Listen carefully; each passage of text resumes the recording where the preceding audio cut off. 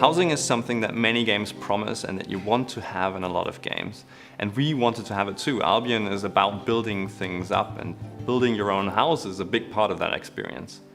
However, we were never happy with just having a house that is decorated, that has no purpose but to be beautiful. And therefore we developed the Laborer system. The Laborer system fills your house with life, it fills it with purpose, gives you something to do with your player house. Laborers can perform a variety of tasks for you, and this is to allow you to suit them to your playstyle. So if you're a gatherer, you probably want to fill your house with gathering laborers.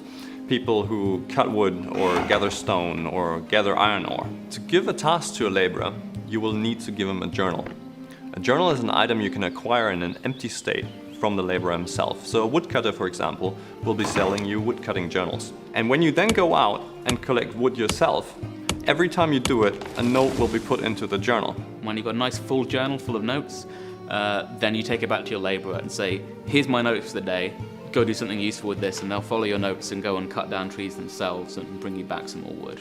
You probably want to pick a labourer that matches the kind of things that you normally do in the game. So if you do a lot of gathering, like you cut a lot of trees down, a wood-cutting labourer would be really good for you, a lumberjack. If you mine a lot, you want a mining-type labourer. If you craft, there are crafting labourers, and if you spend a lot of time, hunting the various factions in Albion, you can hire a mercenary labourer who will do that for you as well. Labourers level up by performing tasks. The more tasks they do, the more experience they will gain, and once they've gained enough experience, they will be ready to level up. By upgrading your labourers, they will perform better, they will give you more resources for each task you give them, and they will be able to give you better resources. Leveling them up, however, comes at a cost. They will rise in their expectations, they will just require better furniture, better decorations to be happy, because they now feel they deserve it. Much like in real life, you need to keep your workers happy in Albion Online.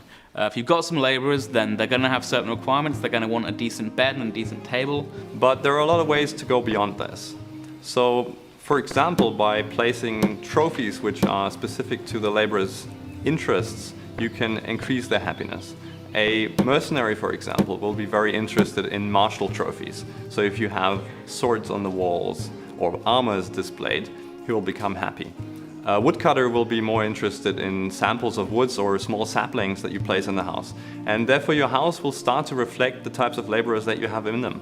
If your labourers are unhappy, then as they lose happiness, which happens over time, they will start to return less from their jobs. They're not working as hard, they're not as motivated, they're not as effective.